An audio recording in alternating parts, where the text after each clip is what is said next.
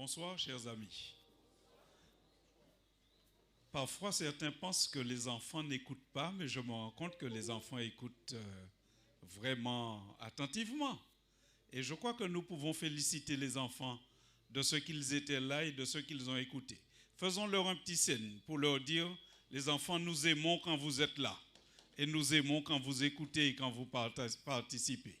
Bienvenue ici dans la maison du Seigneur.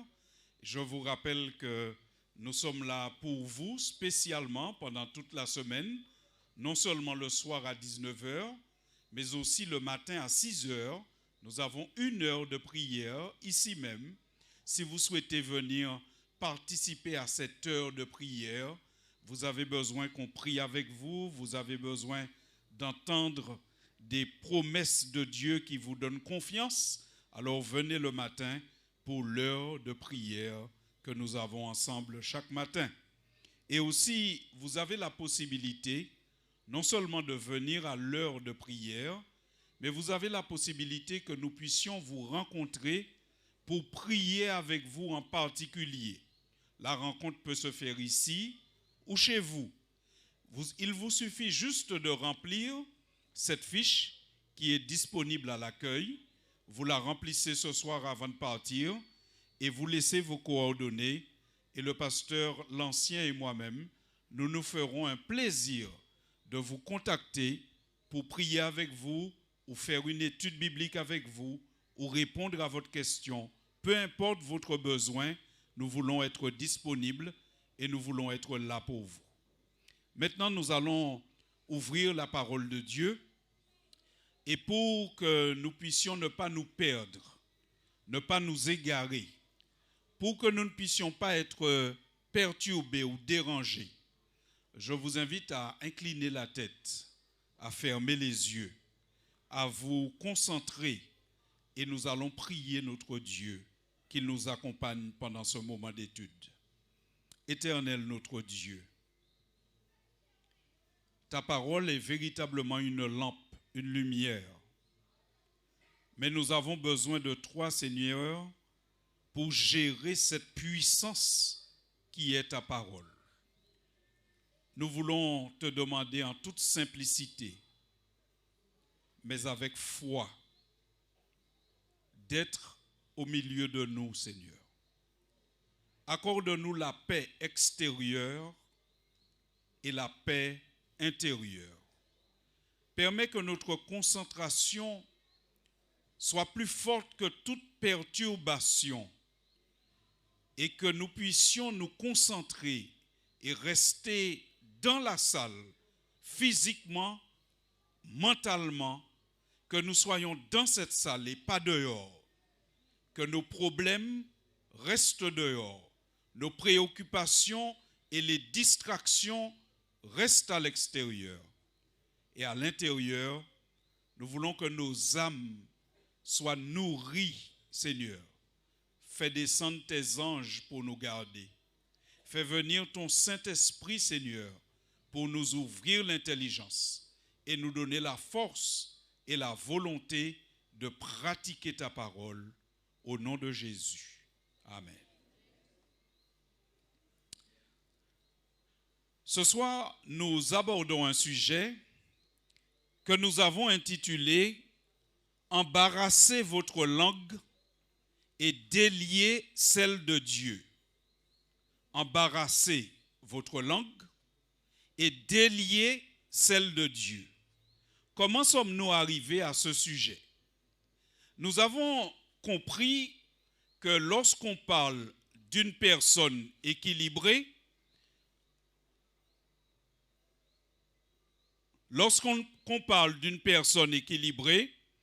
on a compris que cette personne équilibrée a besoin, est la base d'une famille, une personne épanouie est la base d'une famille équilibrée. Si une personne n'est pas épanouie, elle ne peut pas donner une famille équilibrée. Et lorsque vous cherchez dans le monde, vous trouvez plusieurs personnes qui vous donnent des conseils comment vous pouvez être épanoui. Souvent, ceux qui vous donnent des bons conseils, c'est de la Bible qu'ils s'inspirent pour vous donner des bons conseils. Et en tout cas, tous les psychologues, tous ceux qui s'occupent de la famille sont d'accord sur une chose. Pour être une personne épanouie, il faut être une personne qui est capable de lâcher prise. Si vous n'êtes pas une personne capable de lâcher prise, vous ne pouvez pas être une personne épanouie. Mais alors, qu'est-ce que ça veut dire, lâcher prise?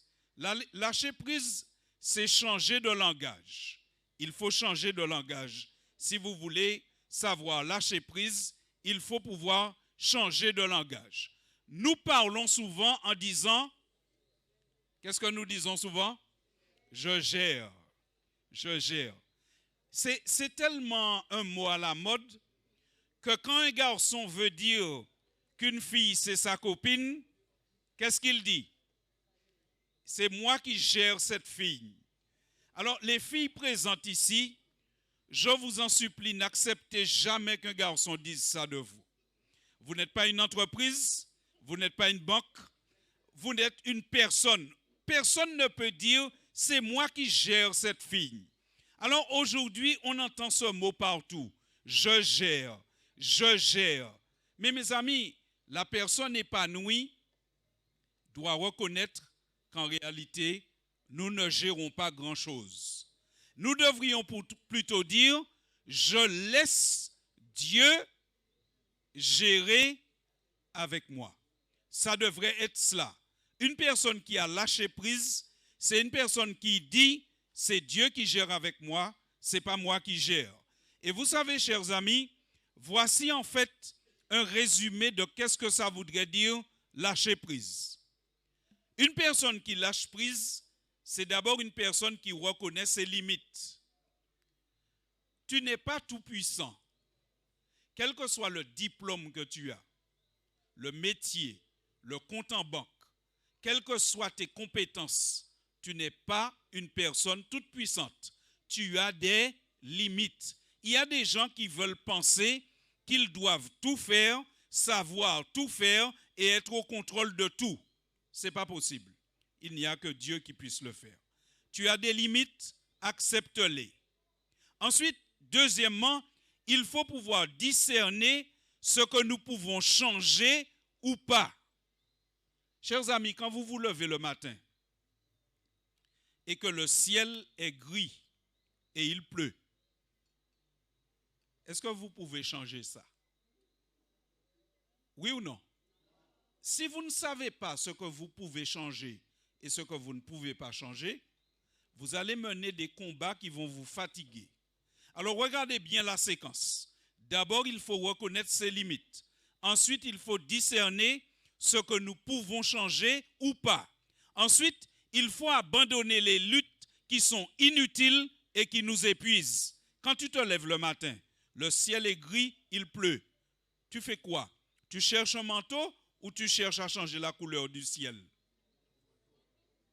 Tu n'as pas d'autre choix que de chercher un manteau, pas à changer la couleur du ciel. Il y a des combats qu'il ne faut pas mener. Il y a des combats qui sont trop grands pour nous. Il y a des combats qui sont trop forts pour nous. Si je ne sais pas discerner ce que je peux changer et abandonner les combats inutiles, je vais m'épuiser.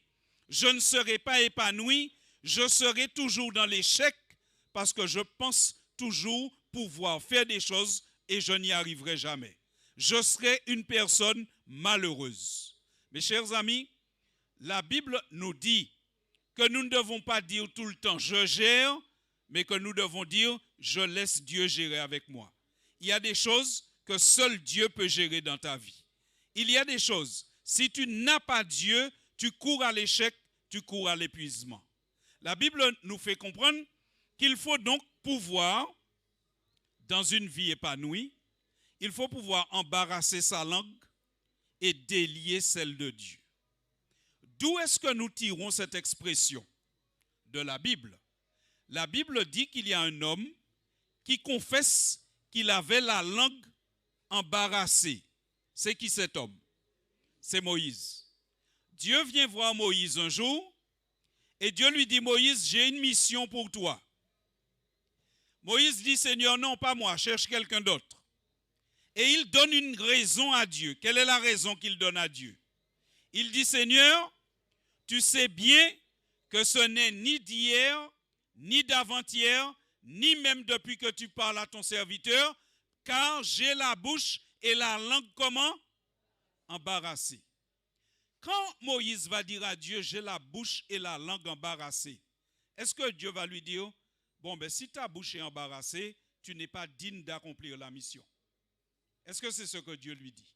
Non. Dieu lui dit, au contraire, parce que tu as la langue embarrassée, c'est toi qu'il faut pour accomplir la mission. Mais qu'est-ce que ça veut dire?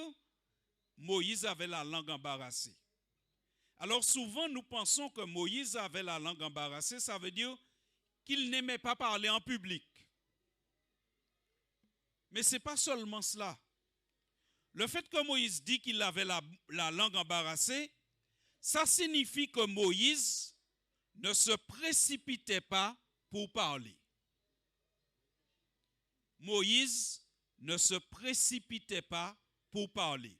Moïse, c'est quelqu'un qui avait compris qu'il fallait qu'il puisse laisser Dieu agir avant de parler. Chers amis, voici ici, je voudrais que vous puissiez prendre note de ce paradigme, de ce modèle quand vous avez un problème dans votre vie. Premièrement, le problème arrive. Un conflit, une incompréhension. Le problème, il arrive. Qu'est-ce que je fais quand le problème arrive? Ne regardez pas le tableau pour me répondre. Regardez-moi, même si je ne suis pas très beau, regardez-moi et dites-moi qu'est-ce que vous faites. Qu'est-ce que vous faites, mes amis, quand le problème arrive? Il y a un frère qui a déjà répondu. Roni a dit, je gère. Bon. Et l'autre chose que je fais souvent, je réponds, je parle. Comment? Je suis allé à l'école, j'ai beaucoup de diplômes, beaucoup de savoir, j'ai lu beaucoup de livres, on me parle, je réponds. On me marche sur le pied, je proteste. Mais c'est comme ça que nous faisons souvent. C'est-à-dire que nous répondons du tac au tac. Et vous voyez, nous avons tellement cette habitude maintenant, lorsque quelqu'un vous envoie un message et que vous n'avez pas répondu dans les 5 minutes, la personne se fâche. Parce qu'aujourd'hui, on veut que toute demande obtienne une réponse immédiate. Mais le plus souvent, lorsque vous répondez tout de suite, lorsque vous protestez tout de suite, lorsque vous réglez le problème tout de suite, il vous arrive de plutôt aggraver le problème. Si vous regardez votre vie, mes chers amis, les problèmes que nous avons eus sont devenus parfois plus graves à cause de notre réaction. Parfois, le problème que nous avons eu est devenu plus grave à cause de la réaction que nous avons eue. Mais une personne épanouie va plutôt agir comme ce qui est au tableau. Le problème arrive, la première chose que je fais quoi? Je parle à Dieu. Au lieu de parler à la personne qui m'a parlé, je parle à Dieu. Un couple, le monsieur et la dame, un parent avec son enfant, quelque chose sort, quelque chose est dit, qu'est-ce qu'on fait généralement? On ne consulte ni la chair, ni le sang, on répond du tac au tac. Et si ce qui est sorti, c'était sel, ce qu'on répond, c'est sel et poivre. Et quand on a répondu sel et poivre, l'autre va répondre quoi? Piment. Et ça ne va pas finir, ça monte comme ça. Mes chers amis, si dans nos familles, lorsqu'il y avait une brouille, lorsqu'il y a un conflit, une parole blessante et piquante, si au lieu de répondre, nous allions parler d'abord à Dieu, nous aurions calmé beaucoup de conflits dans nos familles. Alors, ce qu'il faut faire, c'est d'abord parler à Dieu, prier, réfléchir sur les principes divins, et puis ensuite, lorsqu'on a parlé à Dieu, laisser à Dieu un temps pour son action. Parce que, chers amis, combien de fois Et si vous ne l'avez pas expérimenté, je vous invite à l'expérimenter. Quelqu'un vous agresse. Ça peut être dehors, comme dans la maison. Ça arrive que parfois on vous lance une pique. Mais quand vous avez la sagesse de ne pas répondre et de prier, de laisser Dieu agir, chers amis, souvent Dieu fait quelque chose pour montrer à l'autre qu'il avait tort. Laissez Dieu un temps pour agir. Ne répondez pas tout de suite. Et ensuite, quand Dieu a agi, alors vous allez parler et alors vous parlez et ça va se régler mieux. Moïse, c'était comme ça qu'il vivait. Regardez comment la Bible nous explique que c'est comme ça que Moïse vivait. La Bible nous dit que Moïse, c'est l'homme qui donne à Dieu l'occasion d'agir. Regardez ce qui arrive un jour à Moïse. La Bible nous raconte dans le livre de Nombres au chapitre 12 qu'un jour, le frère et la sœur de Moïse l'attaquent.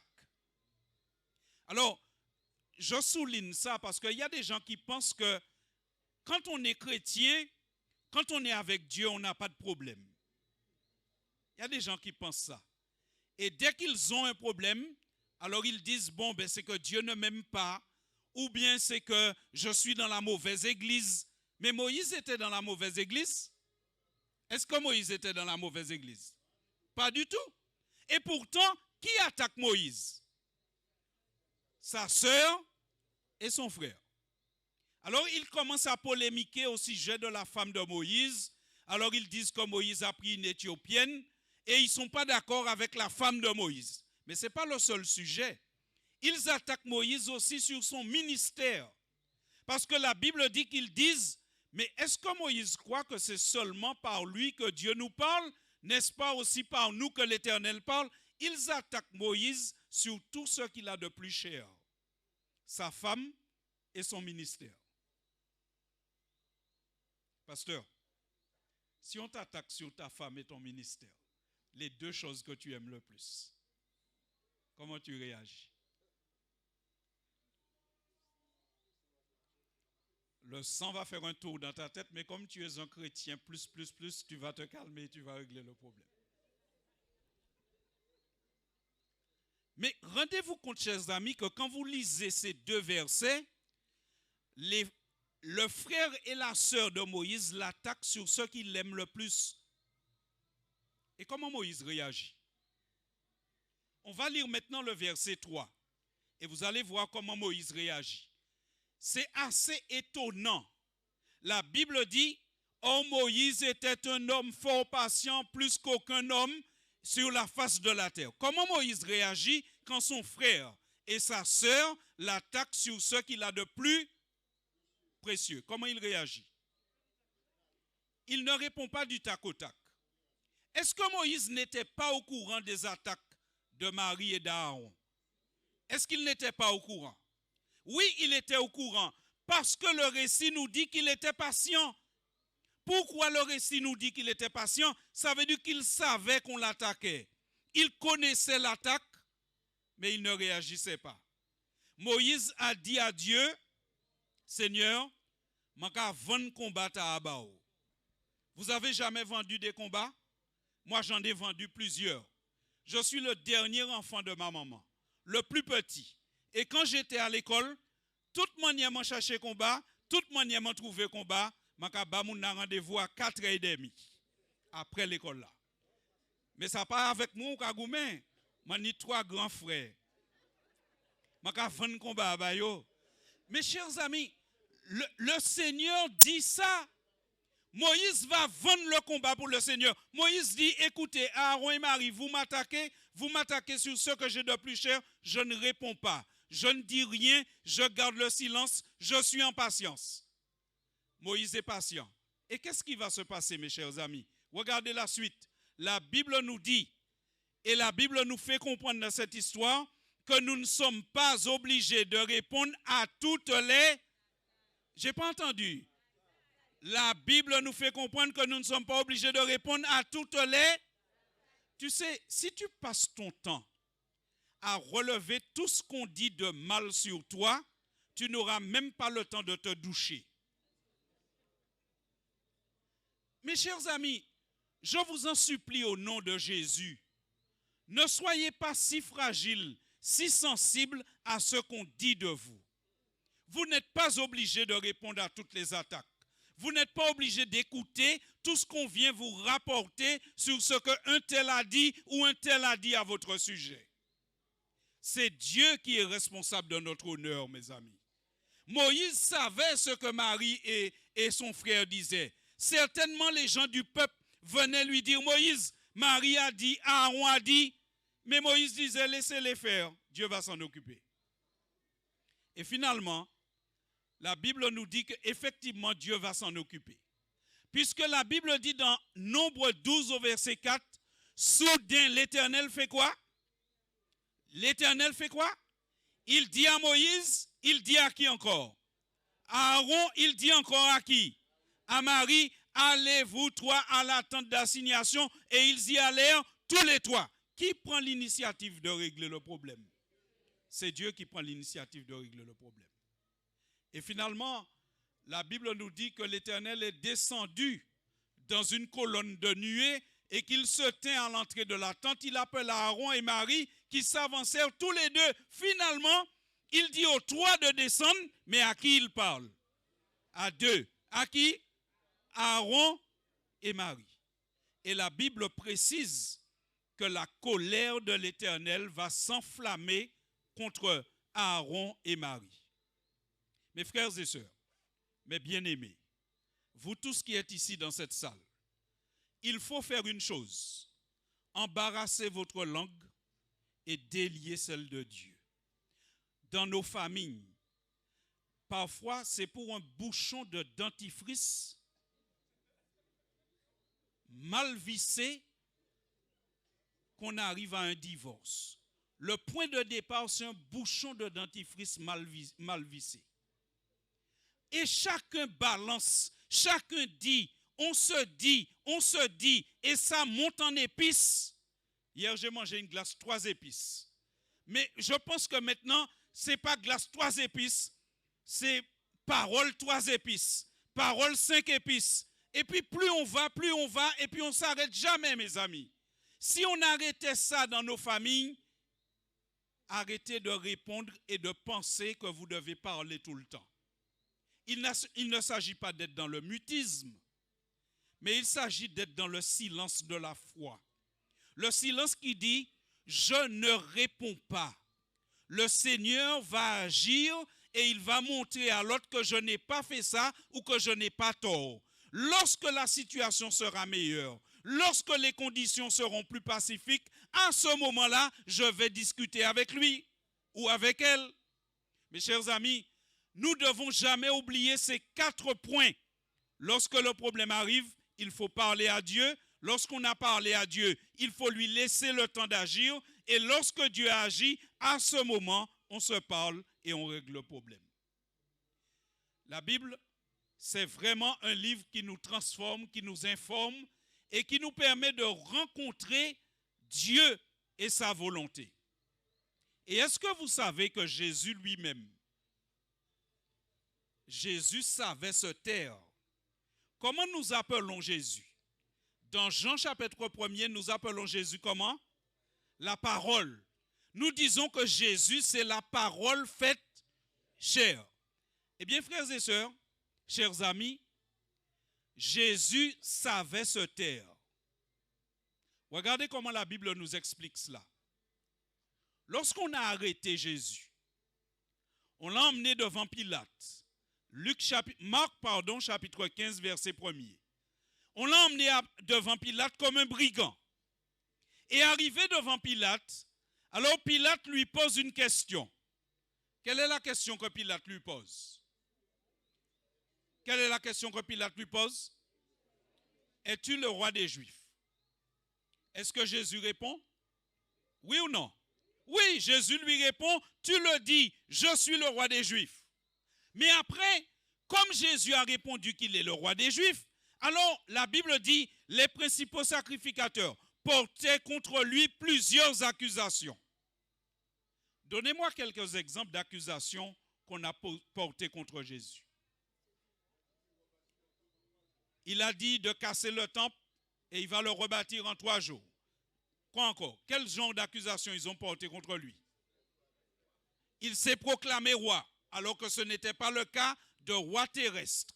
Quelle accusation on a portée contre lui encore? Comment? Blasphémateur. On a dit qu'il a dit de ne pas payer l'impôt de César. Alors on a commencé à balancer des accusations contre Jésus. Et quand on accuse Jésus comme cela, puisqu'il est la parole faite chair, qu'est-ce qu'on s'attend? On s'attend à ce qu'il réponde, à ce qu'il donne des arguments. Alors on entre dans un combat d'arguments. Mais non, mes amis. La Bible dit ici, quand on accuse Jésus, alors Pilate l'interroge parce qu'il ne répond pas. Et Pilate lui dit, Jésus, ne réponds-tu pas? Ne réponds-tu rien? Vois de combien de choses il t'accuse. Et voici ce que la Bible dit. Dans Marc 15 au verset 5, et Jésus ne fit plus aucune réponse, ce qui étonna Pilate. Chers amis, Jésus va accepter d'être accusé injustement. Il ne va pas rentrer dans un processus de polémique parce que ce jour-là, Jésus pensait à toi. Jésus t'avait dans sa tête. Et Jésus dit, si je rentre dans la polémique avec eux, peut-être qu'ils peuvent me faire dire quelque chose que je ne dois pas dire. Je vais commettre un péché et je ne serai plus le sauveur du monde. Je ne pourrai plus sauver les gens ici à Chauvel. Donc Jésus, par amour pour toi, par amour pour moi, il accepte d'être accusé injustement et il ne répond rien du tout. Il ne rentre pas dans une bagarre. Il ne rentre pas dans une polémique. Parfois, quand tu veux sauver ta famille, il faudrait que tu acceptes à certains moments d'entendre des choses et de ne pas répondre. Jésus, pour être le sauveur de l'humanité, il a accepté d'entendre des choses et ne pas répondre. Toi aussi, si tu veux sauver ta famille, il y a des moments où tu dois pouvoir entendre et ne pas répondre. Même si ça te blesse, tu dois t'humilier. Tu dois dire, sauver ma famille, c'est plus important que sauver mon honneur. Et pour ne pas engendrer une dispute qui ne finira jamais, tu te tais. Parce que c'est ce que Jésus a fait. Et à partir de ce moment, mes amis, tout le monde, mais absolument tout le monde s'est moqué de Jésus. La Bible nous dit que tout le monde s'est moqué de Jésus. D'abord, les soldats.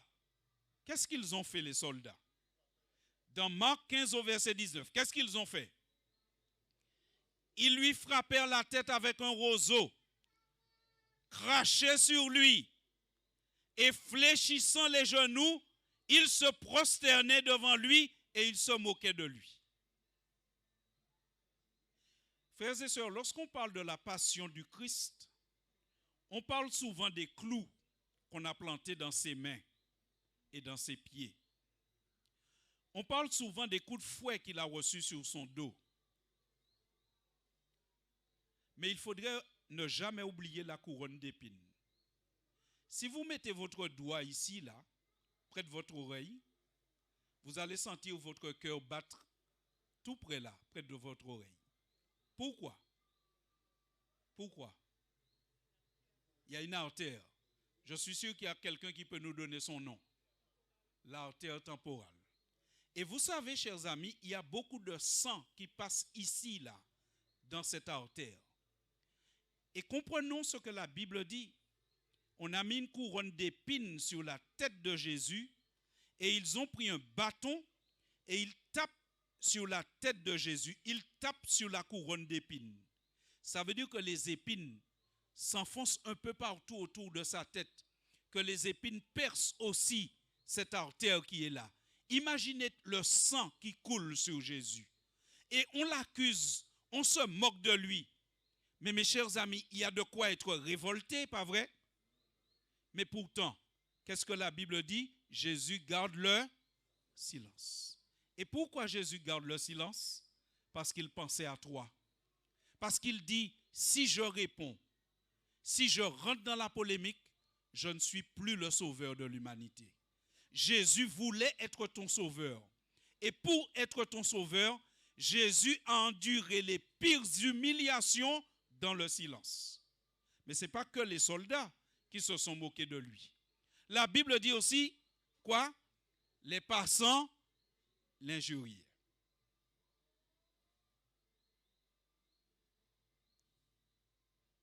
Si je savais où vous alliez travailler demain, je me serais caché à un feu rouge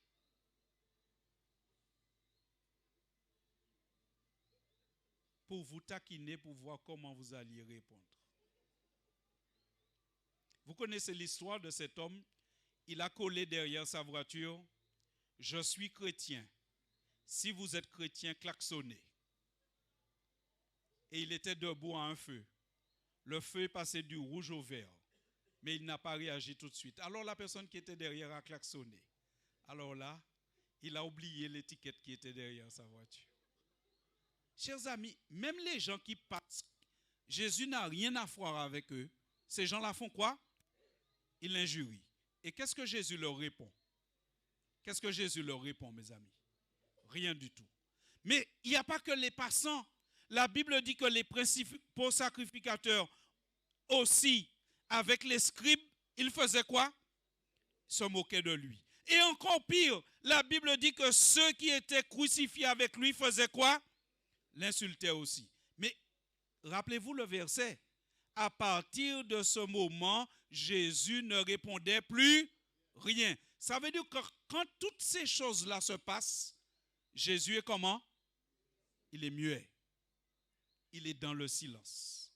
Frères et sœurs, on aime dire que les Antillais, nous avons le sang chaud, pas vrai? Si vous pitié moi là, je vais répondre nous là. Et c'est comme ça que souvent nous avons des bagarres inutiles. Parce que tout le monde peut répondre tout le monde. Maman peut répondre ish, ish peut répondre maman. Et on n'a jamais fini.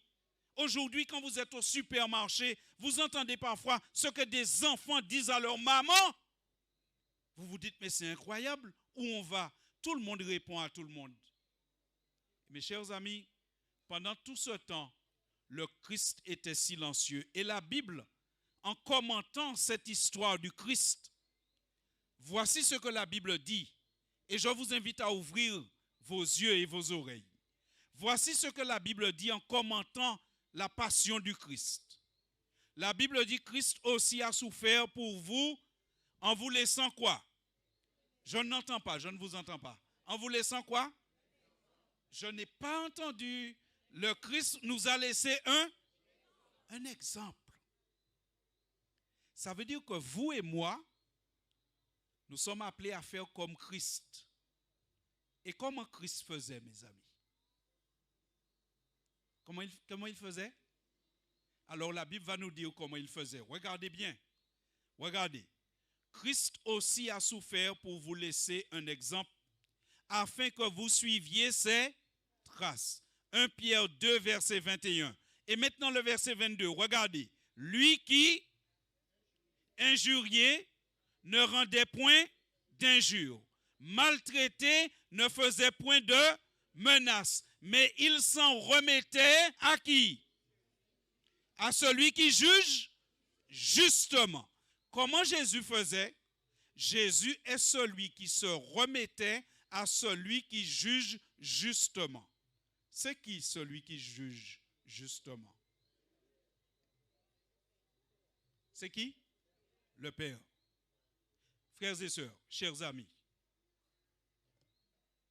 si vous voulez connaître l'épanouissement dans votre vie, faites comme Jésus. Si vous voulez connaître l'épanouissement dans votre vie, acceptez Jésus comme votre sauveur personnel. Si vous voulez connaître l'épanouissement dans votre vie, ce soir, dites oui à Jésus. Parce que, chers amis, Jésus ne répondait pas à toutes les attaques. Jésus ne se fatiguait pas à répondre à toutes les insultes. Jésus ne répondait pas à tous les commérages. Vous avez un célèbre chanteur ici qui a chanté « Laisse parler les gens ». Si le pasteur n'était pas là, j'aurais chanté le chant pour vous. Mais vous connaissez le chant, non? Laisse parler les gens. Ah. Il y a des chants qui ne sont pas de l'église que de temps en temps il faut appliquer. Certains, pas tous. Mais celui-là, vous pouvez l'appliquer. Laisse parler les gens. Et parfois, même c'est dans ta famille. Il ne faut pas toujours se répondre. Jésus, lui, il fait quoi? Il se remet, dites-le avec moi, à celui qui fait quoi? Qui juge justement. Et la question que j'aimerais vous poser, est-ce que Jésus a été déçu par Dieu? Est-ce que Dieu a défendu le dossier de Jésus? Oui ou non? Alors regardez, vous avez la réponse. Pour savoir si Dieu a défendu le dossier de Jésus. Dans le livre des Actes au chapitre 3, versets 14 et 15, les apôtres commentent ce qui s'est passé avec Jésus. Et voilà ce qu'ils disent aux gens. Chers amis, regardez bien. Ils disent aux gens, vous avez renié le saint et le juste, et vous avez demandé qu'on vous accordât la grâce d'un meurtrier. Les gens ont dit, libérez Barabbas, condamnez Jésus. Mais Jésus, il n'a pas répondu aux attaques. Il se remettait à qui? À celui qui juge justement. Alors, Jésus est resté tranquille, comme un agneau qu'on mène à la boucherie. Pourquoi? Parce qu'il voulait te sauver. Mais est-ce que Dieu l'a abandonné? Regardez un magnifique verset de la Bible. Vous avez fait mourir qui? Le prince de la vie que Dieu a... Ah non, non, s'il vous plaît, soyez un peu plus convaincus que ça. Reprenons. Vous avez fait mourir le prince de la vie que Dieu a ressuscité des morts. Nous en sommes. Jésus a gardé le silence. Et quand il a gardé le silence, il disait dans sa tête, j'ai un Père, j'ai un Dieu. Les gens m'accusent de toutes sortes de choses, ce n'est pas vrai. Mais je ne suis pas responsable de mon honneur. Mon Père est responsable de mon honneur. Vous pouvez m'accuser de tout. Ce n'est pas vrai. Je reste épanoui. Je ne suis pas déprimé parce qu'on m'accuse de choses fausses et puis ça me touche.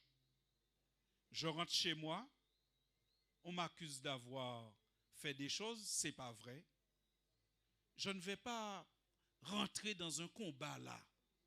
Peut-être que ça ne vous est jamais arrivé, mais vous rentrez chez vous, surtout quand il y a 2 enfants. Les jeunes qui sont là doivent me comprendre.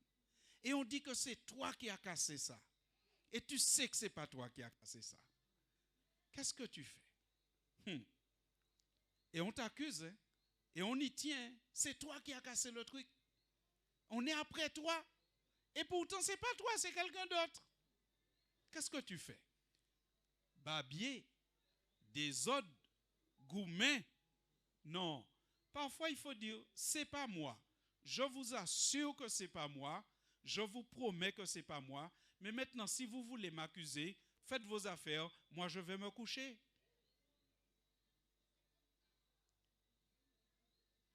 Et c'est comme ça que dans la famille, on crée la paix.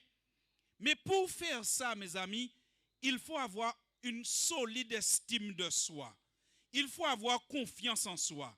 Il faut avoir Jésus dans sa vie. Ce n'est pas la parole des autres qui fait ma valeur. Ce n'est pas ce que les autres disent de moi qui fait ma valeur. C'est ce que Dieu dit de moi qui fait ma valeur.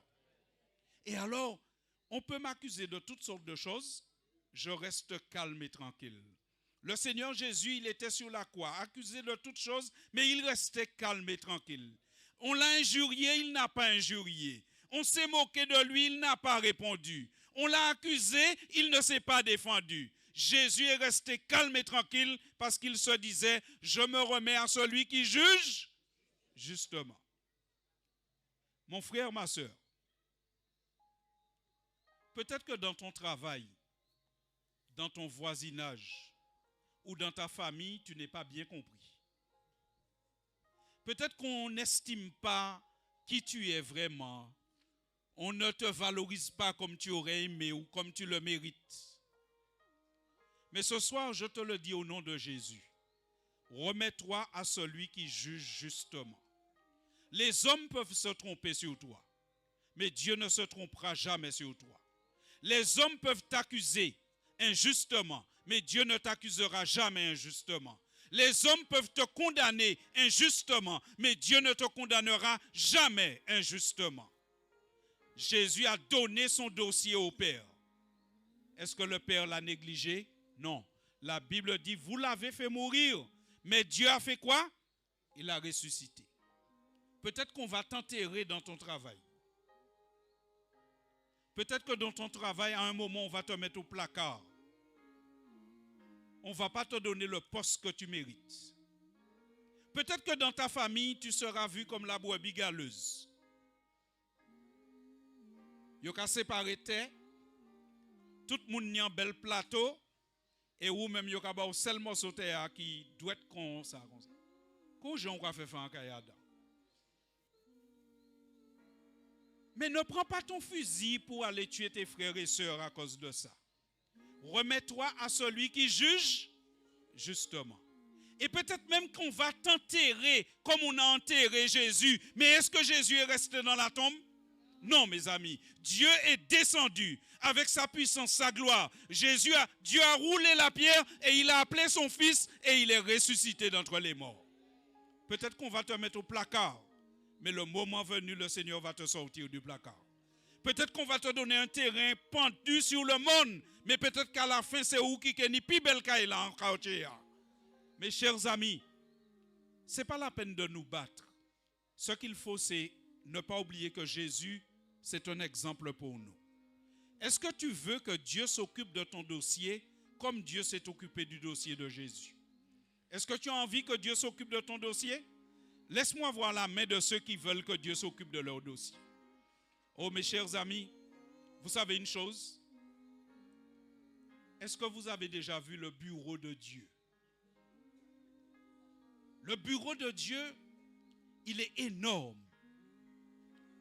Et quel que soit le dossier qu'on envoie sur le bureau de Dieu, il n'est jamais perdu, jamais égaré. Le bureau de Dieu est grand, il y a une place pour chaque dossier. Envoie ton dossier à Dieu, il ne va pas l'égarer. Il ne va pas le perdre. Il ne va pas mettre quelqu'un avant toi parce que c'est son copain. Avec Dieu, il n'y a pas de filon. Avec Dieu, il n'y a que la foi. Donne ton dossier au Seigneur ce soir. Si tu veux que Dieu s'occupe de ton dossier, comme Dieu s'est occupé du dossier de Jésus, il faut que tu fasses comme Jésus. Comment Jésus faisait, mes amis? La Bible nous dit que Jésus a grandi et il était soumis à ses parents. Et là, est-ce qu'il y a des enfants ici ou des jeunes? La Bible dit que Jésus grandissait et il était comment? Soumis à ses parents.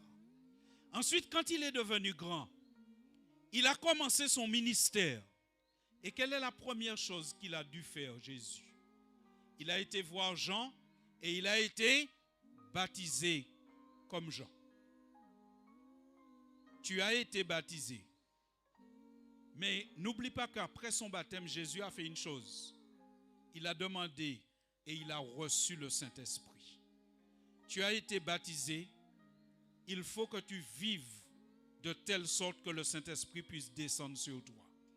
Il faut que chaque matin, tu demandes à Dieu de te remplir de cet esprit de sagesse, de force, de courage et que tu marches avec Dieu. Tu n'as pas encore été baptisé. Tu n'as pas encore été plongé dans l'eau comme Jésus. Alors ce soir, fais comme Jésus. Sois baptisé. Accepte Jésus. Sois baptisé ce soir. Décide de commencer le processus de ton baptême. Et si tu marches comme Jésus, Dieu va faire pour toi comme il a fait pour Jésus. Lorsque les gens vont t'accuser, lorsque les gens vont te maltraiter, lorsque les gens vont t'enterrer, Dieu va descendre en personne et il va te ressusciter d'entre les morts. Chers amis, je vous le déclare ce soir. Dieu s'occupe de nos affaires. Dieu s'occupe de notre honneur. Tout comme Dieu s'est occupé de l'honneur de son Fils. Nous aussi, nous sommes enfants de Dieu. Nous aussi, nous sommes fils et filles de Dieu. Nous aussi, Dieu veut prendre soin de nous. Il faut simplement te lever et dire, Seigneur, je me remets à celui qui juge justement. Est-ce qu'il y a quelqu'un ici ce soir qui a un dossier en quelque part? Peut-être au tribunal, peut-être au travail, peut-être dans le voisinage. Peut-être que tu as un dossier avec ta santé. Quel que soit le dossier que vous avez, est-ce que vous voulez remettre votre dossier au Seigneur ce soir? Alors si vous voulez remettre votre dossier au Seigneur ce soir, en signe de foi et d'acceptation de la grâce qui nous est offerte, levez-vous et venez jusqu'ici afin que nous puissions prier. N'ayez pas peur, n'ayez pas honte, ne soyez pas dans le doute, mes amis, soyez dans la foi. Si ce soir, vous vous levez par la foi et que vous avancez, le Seigneur prendra votre dossier. Le Seigneur s'occupera de vos affaires. Le Seigneur vous bénira outre mesure. Le Seigneur vous fera de bien. Mais comme Jésus, remettez-vous à celui qui juge justement et demandez au Seigneur de vous bénir.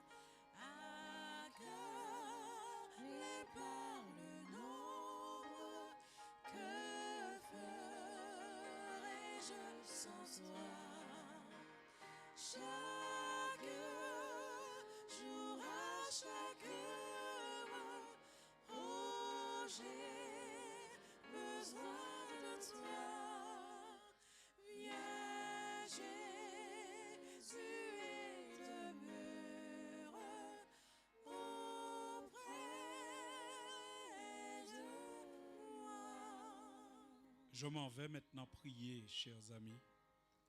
Et tandis que je prie, je vous invite à élever vos cœurs au Seigneur. Parlez au Seigneur de votre problème, de votre besoin, de votre désir. Et dites-lui, Seigneur, à partir de maintenant, je laisse cette affaire entre tes mains. Et je vous garantis que vous verrez la grâce de Dieu se manifester dans votre vie. Prions. Éternel notre Dieu, nous avons basé notre foi sur ta parole. Ta parole nous dit que tu es capable de prendre soin de tes enfants. Seigneur, tu t'es occupé de Moïse. Et encore plus, tu t'es occupé de ton Fils Jésus-Christ.